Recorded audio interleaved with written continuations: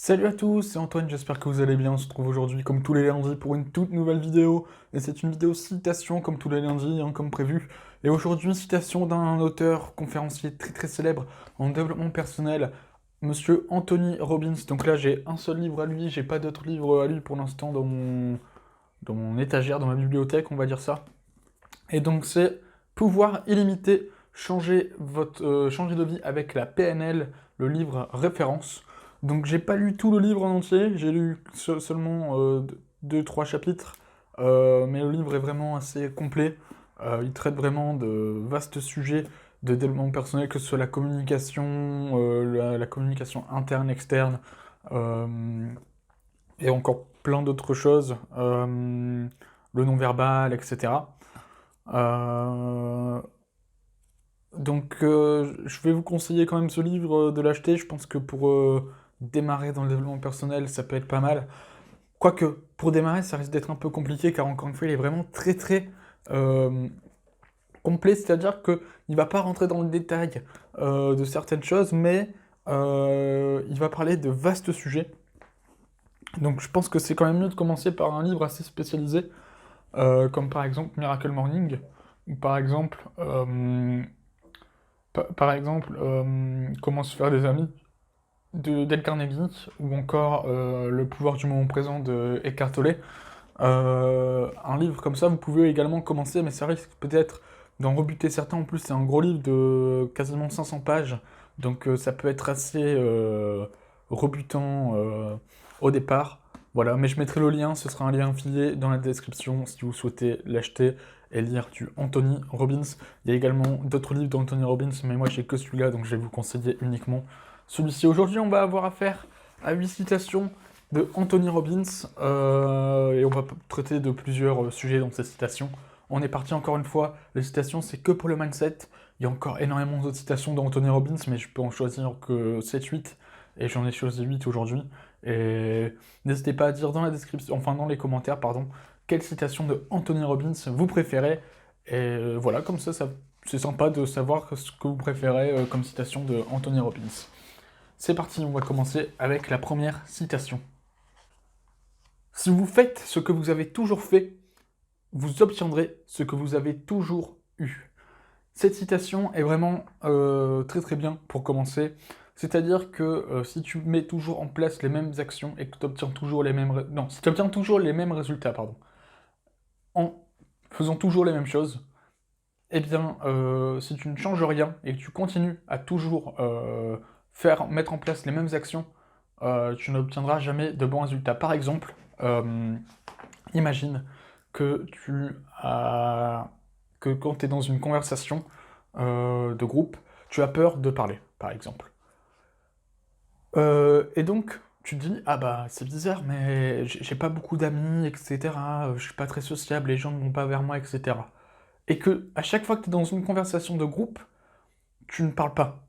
Eh bien, il faut pas s'étonner que tu ne communiques pas avec les gens, que les gens ne viennent pas vers toi, car si tu ne communiques pas, si tu ne communiques jamais avec les gens, et que tu continues comme ça, tu auras toujours les mêmes résultats. Donc si tu veux des résultats différents, il faut agir de manière différente. Donc si par exemple tu es dans un groupe et que d'habitude tu ne parles pas, et que tu veux des résultats différents, eh ben, essaye de parler un petit peu, même si c'est pas beaucoup.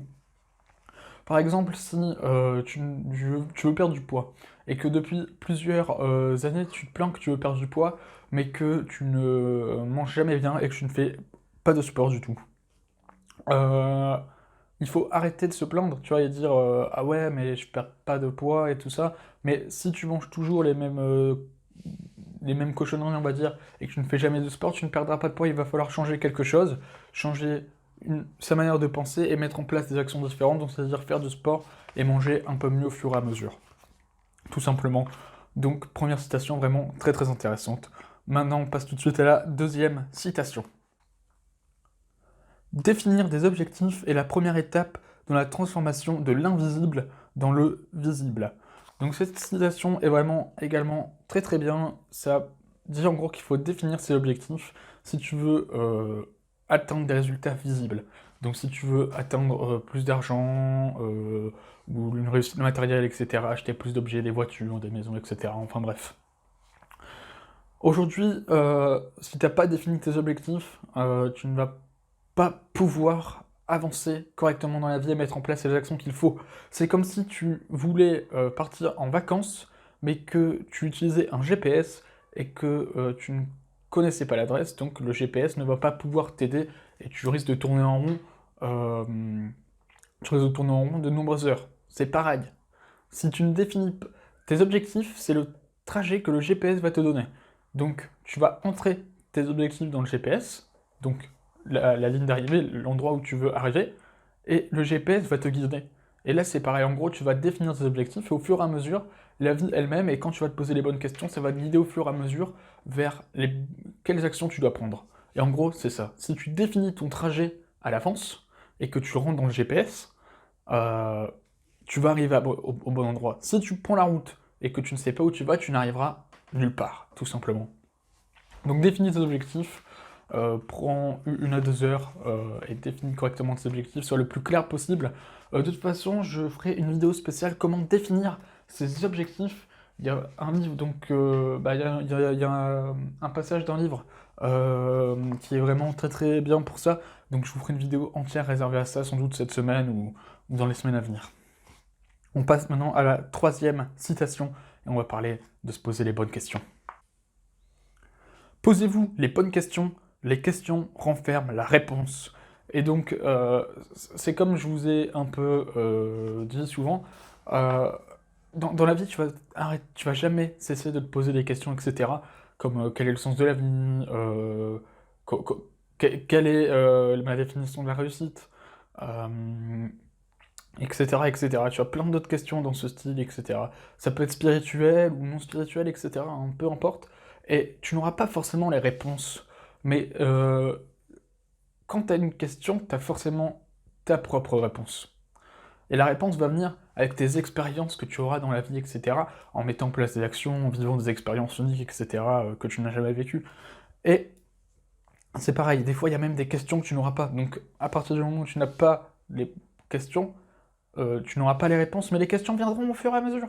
Et au fur et à mesure que tu vas te poser des questions, au fur et à mesure tu vas trouver des réponses, et ça va t'aider à avancer. Quand tu vas te poser des questions, ça va forcément t'aider à avancer. C'est un peu comme le GPS en fait, tout simplement. On passe maintenant à la 4e citation. Toute personne qui réussit avait un rêve et l'a poursuivi jusqu'au bout. Alors cette citation est vraiment, encore une fois, vraiment très très intéressante. En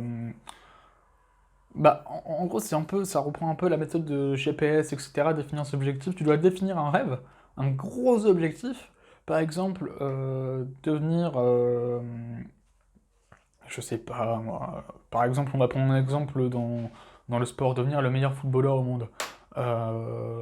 Tu vas avoir cet objectif en tête, tu vas toujours le poursuivre. Tu auras donc ton objectif, ton rêve en tête, et donc le GPS va te guider, entre guillemets, donc une fois que tu auras l'objectif, tu vas mettre en place les bonnes actions qui vont te permettre de te guider vers ce rêve, et au fur et à mesure, tu vas toujours atteindre tes objectifs et tes rêves. Tout simplement, c'est ce que ça dit. Tu dois avoir un rêve, et tu dois le poursuivre jusqu'au bout, tu ne dois pas abandonner, ou en tout cas, si tu abandonnes, on parlera de l'abandon à un autre moment dans la chaîne, parce qu'il y a abandon et abandon, tu peux abandonner dans certains cas exceptionnels, tu vois. Au pire, si vraiment tu poursuis un rêve et qu'à un moment donné tu as un coup de mou, etc., n'abandonne pas. Tu peux ralentir, mais tu ne peux pas abandonner. Ralentir, c'est-à-dire mettre en place des actions, mais peut-être dans une moindre mesure, c'est-à-dire consacrer peut-être un peu moins de temps pendant une certaine période pour le temps de te ressourcer un petit peu, etc. Prendre une pause de 1 ou 2 semaines par exemple, le temps de te ressourcer également. Tout simplement. Évite d'abandonner et ralentis plutôt le rythme, car c'est toujours, encore une fois, plus compliqué d'arrêter que de commencer. Parce qu'une fois que tu t'arrêtes, si tu veux reprendre, c'est vraiment très très très compliqué. Alors que si tu commences et que tu ne t'arrêtes pas, tu verras que ce sera peut-être compliqué, mais ce sera toujours moins compliqué que de vouloir s'arrêter puis reprendre juste après. On passe maintenant à la 5e citation. Une fois que vous saurez gérer votre temps, vous comprendrez combien il est vrai que la plupart des gens surestiment ce qu'ils peuvent accomplir en 1 an et sous-estiment ce qu'ils peuvent réaliser en 1 décennie. Alors cette citation est vraiment, encore une fois, très bien.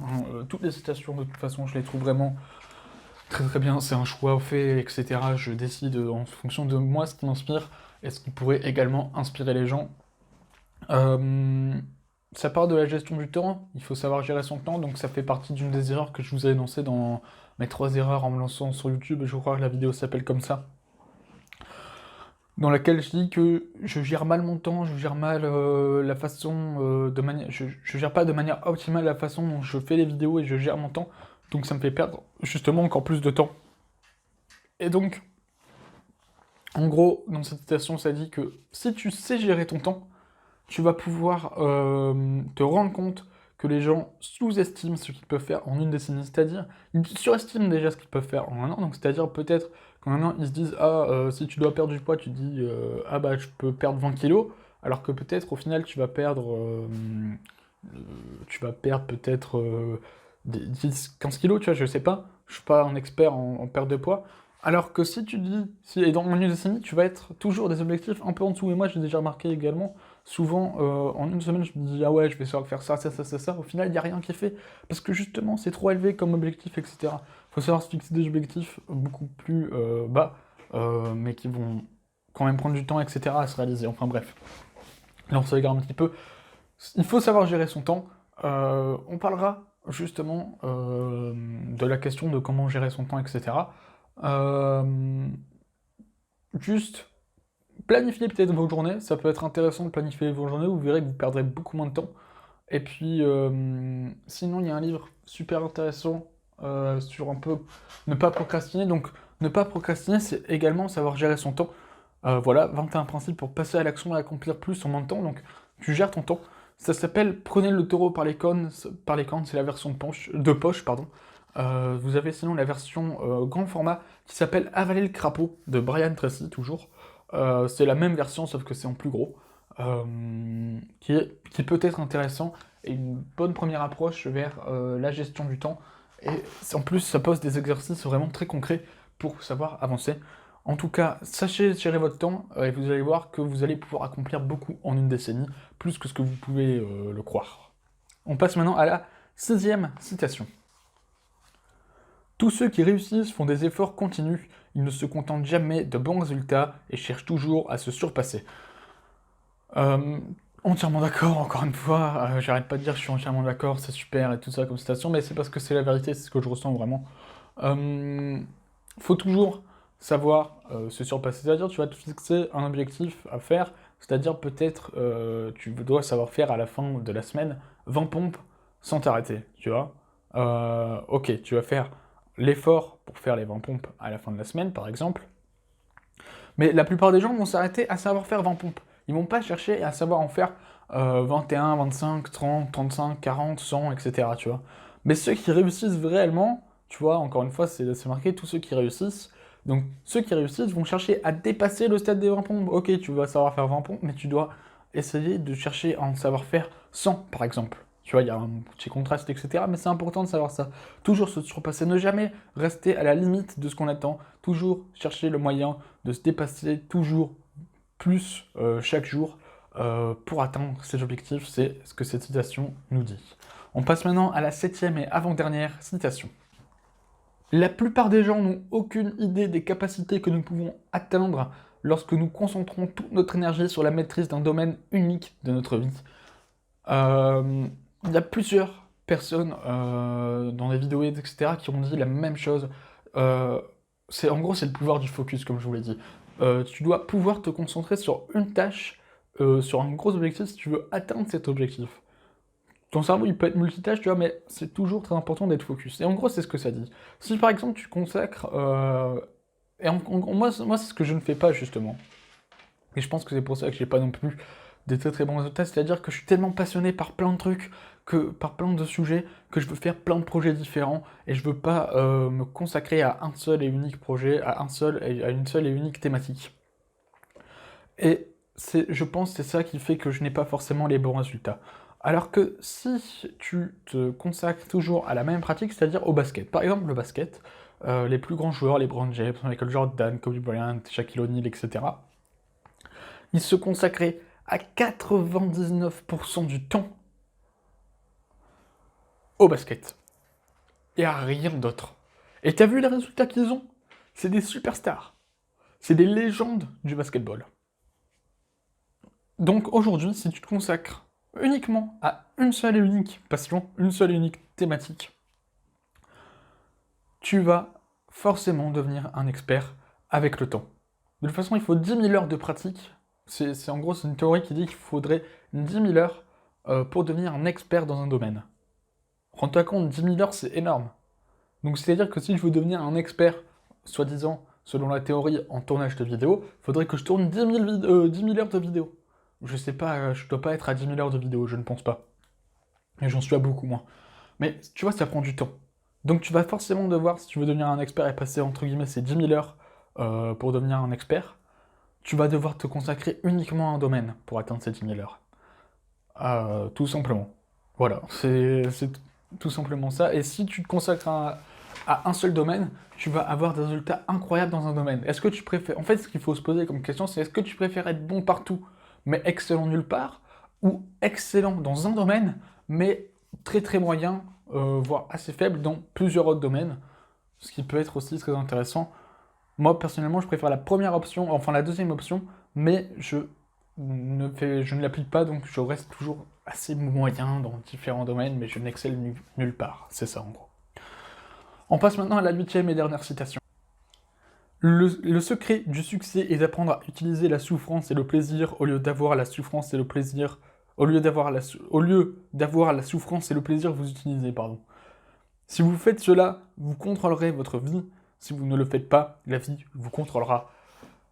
On finit sur une note vraiment exceptionnelle. La plupart des gens qui ont réussi, tu vois, dans la vie, je pense, par exemple, ceux qui ont réussi ceux qui n'ont pas réussi à l'école, comme par exemple Steve Jobs, s'est servi de cet échec pour se motiver sans doute et pour avancer dans la vie. Donc il était en souffrance peut-être, etc. Mais il n'a pas laissé la souffrance lui dire «Ah, t'es nul, etc., tu serviras à rien, tu resteras un faible toute ta vie et tu vas être un employé de pacotille toute ta vie», tu vois. Non, non. Il s'est servi de cette souffrance de dire «Ok, j'ai pas eu mon diplôme, les gens ne croient pas forcément en moi», comme d'une motivation pour réussir dans la vie. Et en gros, c'est ce que tu dois faire, tout simplement. Aujourd'hui, peut-être que tu souffres, peut-être que les gens se moquent de toi, peut-être que les gens te critiquent, peut-être que les gens ne croient pas en toi également, ou peut-être qu'aujourd'hui tu es triste à cause d'un événement qui t'est arrivé dans la vie, peut-être un décès dans ta famille malheureusement, ou une disparition, ou un accident tragique, etc. Sers-toi de cette souffrance que tu as, comme d'une motivation pour avancer. Dis-toi, imagine si une personne est décédée dans ta famille, par exemple, dis-toi que tu vas tout donner pour rendre fier, tout donner pour réussir et rendre fier cette personne. Si aujourd'hui les gens ne croient pas en toi, dis-toi, ok, je vais tout donner pour montrer à ces gens ce que je suis capable de faire et que leurs critiques, etc. ne m'atteignent pas, tout simplement. Également, utiliser